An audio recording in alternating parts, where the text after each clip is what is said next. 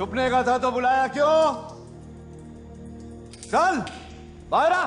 अन्ना, घे.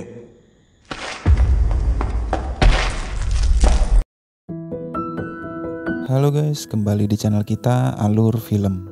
Kali ini kita mau kasih kalian film Bollywood yang dibintangi oleh Hrithik Roshan dengan judul filmnya Kabil. Kabil menceritakan tentang Hrithik Roshan sebagai Rohan Bhatnagar. Ia adalah seorang tunanetra yang bekerja sebagai dubber atau pengisi suara film.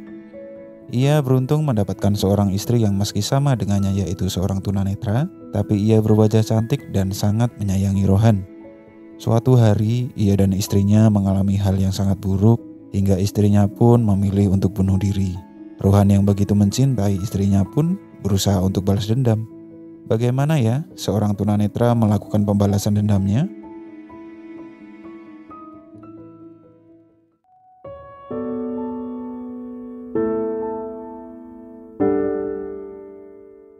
Rohan Bhatnagar adalah seorang tunanetra. Ia hidup seorang diri tetapi sangat ramah dengan orang-orang di sekitarnya.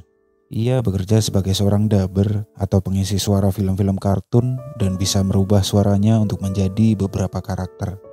Suatu hari Rohan bersama seorang sahabatnya bernama Zafar pergi ke sebuah kafe. Mereka hendak menemui seorang wanita dari biro perjodohan untuk menjalin perkenalan. Wanita itu bernama Supriya. Parasnya cantik, tapi ia juga seorang tunanetra sama seperti Rohan. Mereka memulai obrolan dan keduanya mengaku bahwa sebenarnya mereka tak terlalu menginginkan sebuah pernikahan karena merasa memiliki kekurangan. Tapi secara lembut, Rohan menyampaikan pandangan hidupnya yang optimis dan ia ingin mencoba menjalin sebuah hubungan dan menjalaninya saja terlebih dahulu. Supriya pun menanggapinya dengan positif. Dan dari pertemuan pertama ini terlihat ada sebuah chemistry di antara mereka. Esoknya pun Rohan mengunjungi kesibukan Supriya di sebuah sanggar tari. Rohan lalu mengajak Supriya menari sehingga membuat Supriya merasa terkejut sekaligus terkesan pada Rohan yang pandai menari meski tak dapat melihat. Scene ini memperlihatkan di mana film menggambarkan bagaimana cara Rohan seorang tunanetra mempelajari dan mengikuti gerakan-gerakan dalam menari seolah ia bisa melihat secara normal. Mereka kemudian pergi ke sebuah mall. Kebetulan di mall itu sedang ramai pengunjung karena ada sebuah acara show percintaan.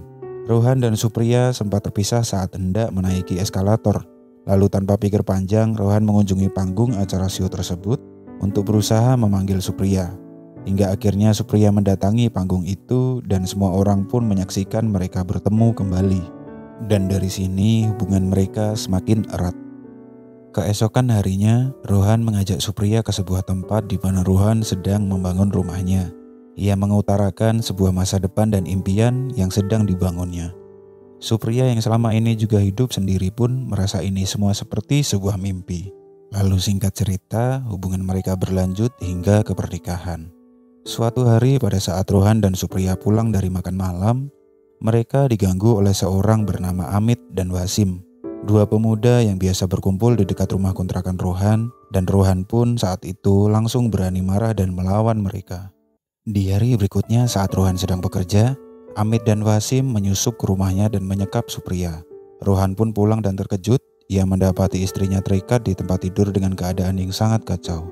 Rohan pun menangis sambil memberikan laporan pada kepolisian bahwa istrinya mengalami tindak pelecehan. Kepala kepolisian yang bernama Inspektur Chabi bersama asistennya menyelidiki kasus Supriya. Tapi masalahnya tidak ada saksi saat kejadian berlangsung. Lalu Chabi meminta Rohan dan Supriya untuk menemui dokter demi melakukan visum di rumah sakit dan harus dilakukan sebelum 24 jam. Saat dalam perjalanan menuju rumah sakit, Rohan dan Supriya tiba-tiba ditangkap oleh sekelompok orang. Mereka seharian dikurung dalam sebuah gudang dan esoknya dibuang di tepian pantai. Rohan dan Supriya masih selamat dan langsung pergi ke rumah sakit. Mereka menemui dokter forensik, tapi dokter menjelaskan bahwa Supriya sudah tidak bisa melakukan visum lagi karena kondisinya yang basah kuyup dan sudah lebih dari 24 jam. Karena jejak pelaku dan bukti forensik pun kini tidak bisa lagi terdeteksi. Lalu Rohan pun berniat melaporkan semua kejadian yang mereka alami ke kantor polisi. Bukannya mendapatkan bantuan, si polisi itu justru menanggapi Rohan dan Supriya dengan sangat buruk. Bahkan ia menuduh kasus Rohan ini hanya sebuah penipuan karena tidak ada saksi dan bukti apapun. Di situ Rohan pun marah dan langsung mengacak-acak meja si polisi itu. Tapi Supriya kemudian menenangkannya dan mengajaknya untuk pulang. Setelah itu, keesokan harinya sepulang dari bekerja, Rohan terkejut ketika tak sengaja ia menyentuh sebuah kaki yang terasa menggantung. Ia pun tak kuasa menerima kenyataan bahwa istri yang dicintainya telah mengakhiri hidup dan meninggalkannya dengan cara gantung diri. Pemakaman pun berlangsung. Dalam keadaan Rohan yang sedang berduka, ia didatangi seorang politikus bernama Madhavrao Selar. Ia adalah kakak dari Amit. Di situ ia memberikan penghormatan bagi almarhum Supriya, tapi sekaligus mengancam Rohan untuk tidak berbicara apapun ke publik. Setelah itu, Rohan menemukan sebuah surat yang ditinggalkan Supriya. Supriya menuturkan bahwa siang itu Amit ternyata kembali mendatanginya dan lagi-lagi melakukan pelecehan itu. Amit pun mengancam bahwa ia akan lebih sering mengunjunginya dan melakukan hal yang ia inginkan.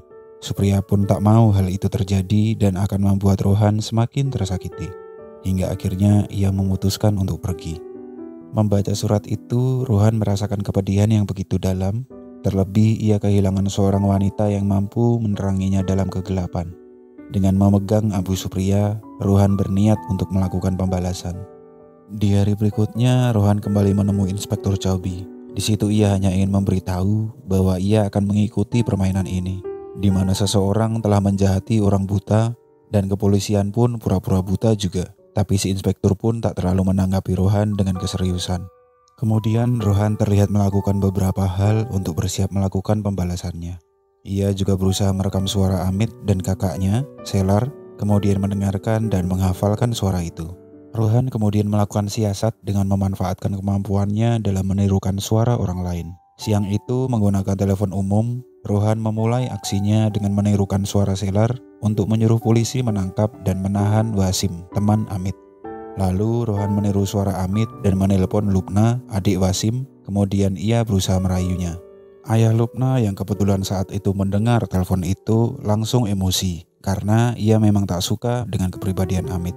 Ia kemudian mendatangi dan langsung menampar Amit tanpa basa-basi. Amit yang tak tahu apa-apa pun hanya bisa menahan kesal sambil kebingungan.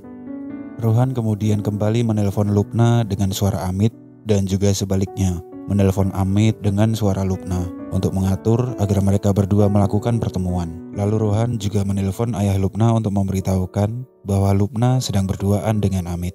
Ayah Lubna pun menjadi sangat geram, kemudian mendatangi mereka dengan membawa sebilah pisau. Ia langsung berusaha menusuk Amit, tapi di situ Amit lebih kuat hingga akhirnya pisau itu justru menusuk tubuh ayah Lubna. Aksi pertama Rohan pun berhasil. Pihak polisi kemudian mendatangi Selar untuk melaporkan bahwa adiknya, Amit, telah melakukan penusukan terhadap ayah Wasim dan Lubna. Tapi Selar justru membentak polisi itu dan menyuruhnya pergi. Lalu ia pun memanggil Wasim dan memintanya untuk tetap diam. Rohan kemudian terlihat menyiapkan aksi selanjutnya. Ia membeli beberapa barang di supermarket. Dengan menirukan suara Amit, ia kemudian menyuruh Wasim untuk menemuinya.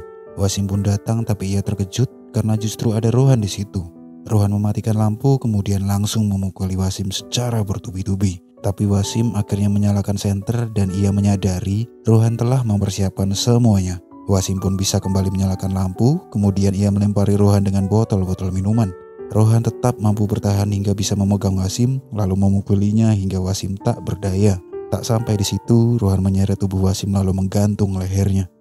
Esoknya, para polisi telah datang ke tempat kejadian dan menyelidiki kematian Wasim. Mereka menemukan jejak yang sengaja ditinggalkan Rohan, sebuah sapu tangan dengan inisial nama Amit.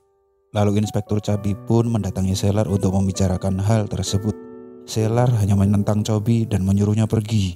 Lalu kemudian ia merasa ada yang aneh saat melihat Rohan melintas pulang dari acara pemakaman Wasim. Selanjutnya, Rohan meniru suara Selar untuk menelpon Amit dengan berkata akan memberikan informasi soal orang yang membunuh Wasim. Kemudian Amit menuju sebuah gudang rahasia untuk menemui kakaknya itu. Rohan sebelumnya sudah menghafalkan tata letak ruangan di dalam gudang itu dan bersiap-siap untuk melawan Amit. Amit terkejut, kepalanya langsung dipukul ketika baru memasuki gudang. Ia melihat Rohan dan perlawanan terjadi begitu cepat.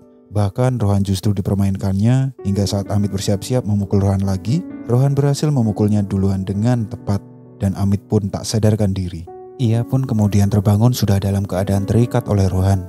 Lalu Rohan meniru suaranya untuk menelpon Selar dan menyuruh Selar untuk datang menyelamatkannya.